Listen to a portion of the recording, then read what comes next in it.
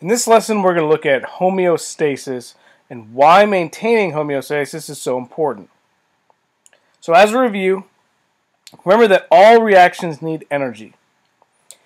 Enzymes are affected by pH and temperature, and that if enzymes don't work, life doesn't work. Enzymes are what makes reactions happen in your body. So first off, what is homeostasis? It simply means maintaining a stable inner environment. So if we look at the word, homeo means same, stasis means like status or state, so it means same status, same state. In other words, you want the stuff that's happening inside of you to stay the same, the conditions to stay the same. So what are the things that need to stay stable?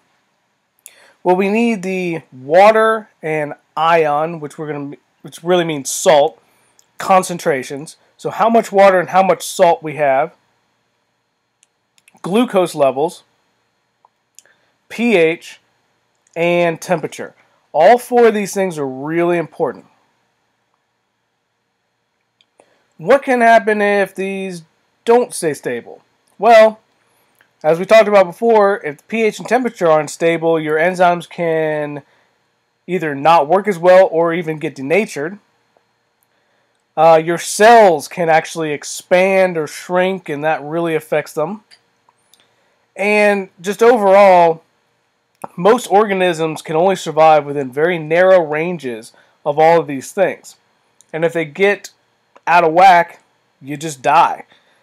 Think about like dehydration, things like that. So how do organisms maintain homeostasis? Well, let's first look at water, ions, and glucose. So remember, the plasma membrane around your cells is selectively permeable and regulates what goes in and out. So the plasma membrane helps maintain these constant concentrations by regulating how things can go in and out. You also have your kidneys. These actually regulate the salts in the water through urination. So if you drink too much water, it gets rid of it. And then as far as glucose is concerned, your pancreas is the organ that produces insulin. Insulin is what regulates how much glucose is in your blood. And so if your pancreas doesn't work right and it's not producing insulin appropriately, then that's what we call diabetes. Now, this is a bull shark. And bull sharks are fairly interesting. Now, if you notice on this map, this is the range of the bull sharks. And if you look, there's a couple spots where it actually goes not in the ocean, but inland, like the Amazon River. And this is because the bull shark is one of the only sharks that's actually able to go into fresh water. Because most sharks aren't able to regulate their water and salt concentrations within within fresh water, and so they will actually swell up and die.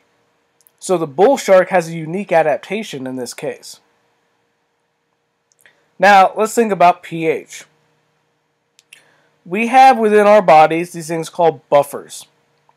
And basically what a buffer does is, if you were to add an acid to your body, it tries to stop that acid from making a large pH change. If it wasn't for buffers, you drinking a soda, for example, which is actually fairly acidic, might kill you because it would make your blood too acidic. But we have these buffers, and they help moderate pH change. Respiration. When you're breathing out carbon dioxide, that is actually getting rid of acids. And then again, your kidneys. Excess acids or bases within your body get flushed out through urination. Temperature. When you get too hot, Your body sweats, it releases water, and then when that water evaporates, it cools off your body. Now, that can have the unintended consequence of creating a issue with how much water you have, so you can get dehydrated, but it keeps you from getting too hot. And temperature is a really big thing.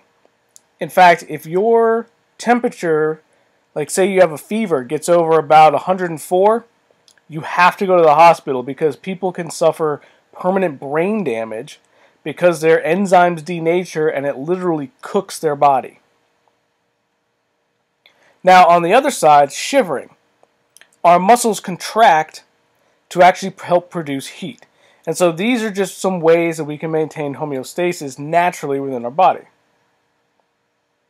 Now, here we have an example of a cold-blooded animal. So right now, he's sitting out in the sun trying to warm his body up so that his enzymes can actually work effectively. Now, human beings, we're warm-blooded animals, so we don't need to be out in the sun to stay warm. But reptiles do. So that's why when it's cold outside, they're really sluggish, because their enzymes are not at their optimal temperature. This is why you don't see any reptiles up in the Arctic. Only really warm-blooded animals can live up there, because we're able to actually use food to create energy and heat within our bodies and allow our enzymes to work. So that's why a polar bear can live in the Arctic, whereas a snake can't. So what does all this take, maintaining homeostasis? It takes a huge amount of energy. A lot of ATP, a lot of energy is used within your body just to maintain homeostasis. So, again, homeostasis is maintaining an interstable environment, and lots of energy in the forms of ATP is used to make sure this happens.